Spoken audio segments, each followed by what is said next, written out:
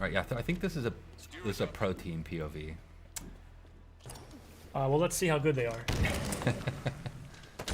Right off the bat, going for so the he's heat got the wave. heat wave, right? Yep. So he switched the vert.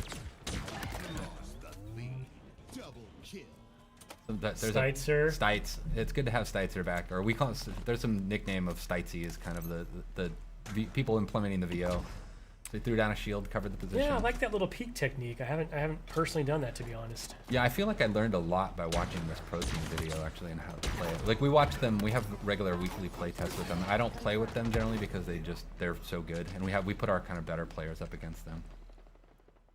Also noticed that player went straight for the power weapon that spawns on this map in Slayer, which is hard for me to use, if I'm being honest. So you'll see, like, I mean, so you can see the friend foe. That's one of the obvious things you're looking at here. I know Sam was talking about it earlier. This is something that we've continued to kind of iterate and evolve, even beyond this build. I think this might be our main build right now. This power weapon spawns there. Skewer is it's satisfying as heck, but it's hard for me to use. I am worse at that gun than I am with the commando rifle for sure. When you hit a target, like especially a vehicle, it's super satisfying. All right, so he was spectating.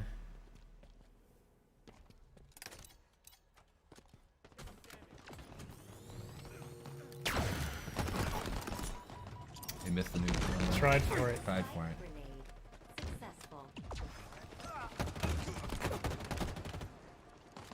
Hard for us to hear in studio, but I believe you'll hear some personal AI coming through. Yeah, you're hearing. There's a few things. So there's the Spartan chatter that we had in Halo 5. It really just kind of brings the battlefield, gives a lot more like reaction feedback to what's going on in the game. But you'll hear this personal AI, and what we did with them is we replaced what was called Spartan Leader, our team leader, and it's just a more personal version of that, and they have a lot of personality, and so it lets you kind of swap around and kind of customize that feedback, and they give you a lot of low-level fit. Pulled the power up. Yeah, I was just going to mention, you know, that's a change, right? It doesn't activate on pickup anymore. You can hold on to it.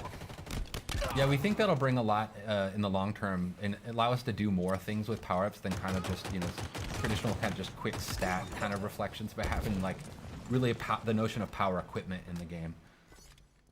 One thing that we won't see in this point of view, I really love the visual language that you and the team have introduced. It's very obvious when someone's pocketing a power-up like that. You'll see a glowing trail behind there's like a contrail behind them. Yeah, that was a big thing, is making sure we at least telegraphed that information. That was, you know, making that switch, there was a lot of critical lenses on making sure that there was at least a readability to it in the gameplay. I mean, so now it's sort of that risk-reward, right? Do I hold this and wait for that final push? Do I burn it now so I don't lose it? Yeah, you make a lot of choices that way. Like I sometimes will pocket it and think I'm getting cocky, and then I'll lose it, and I'll give like overshow. That was a dope. I'll give the OS to the enemy, which is, you know, super risky at that point. We're seeing a couple of little sort of, what do we call those, tutorial tips popping up there, which yeah. you can turn off in the settings. Yeah, you can turn them off, but on they're death tips is what we call them. But yeah, giving a little bit of feedback, you know, about the type of weapon that killed you, or like how you can respond better to it. I'm not sure at this point the pro team needs to know that, like, hey. Yeah, exactly. Or like just opt out if you don't really care about it, if you don't need that information, or it makes you feel bad, as some people might feel.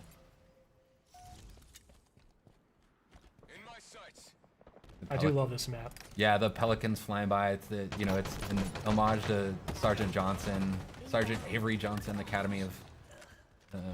So it's kind of cool just to kind of pay homage to, like, you know, one of ours and everybody's favorite character in the side of the Halo canon. By the way, whoever this player is just getting active camo every spawn.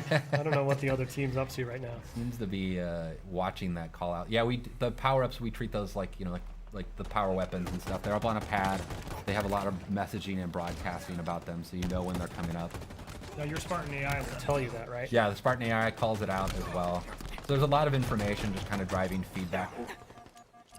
You get the stick there.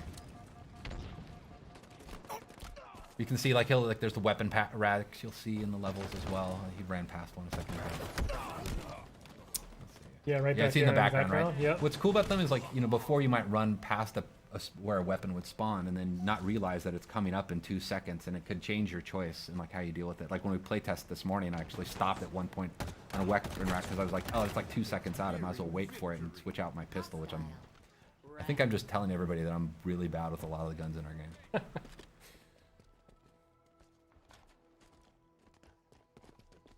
my back.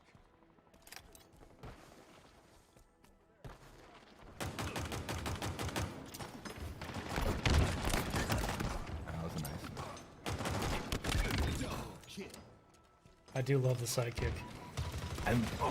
It's really cool, and like when somebody's really good with it, it's really threatening because they can just feather that thing super fast and just crack This player really likes this little like drop wall kind of covering a technique, post, huh? yeah, and, like kind of locking down an entryway so they can watch their backs.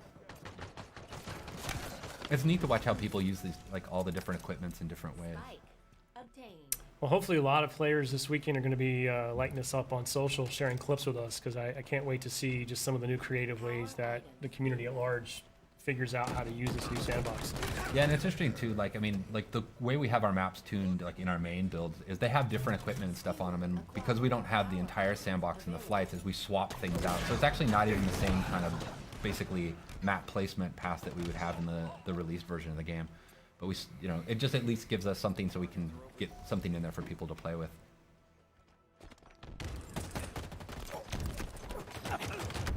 Oh, match is getting close. You can hear the music starting to kick up, kind of signifying the end of the match is coming. I do love that. The multiplayer music, very cool. I'm really proud of the multiplayer music. There's a cool story about how we got to basically getting the music in the game. But it really meets this tone. It's something I've really wanted since Halo 4. Was this kind of post-rock soundtrack to the multiplayer. Well, actually just a Halo, but it became one of my goals for multiplayer. Taking damage. Last kill. You've lost a teammate. 5 minutes remaining. Cool.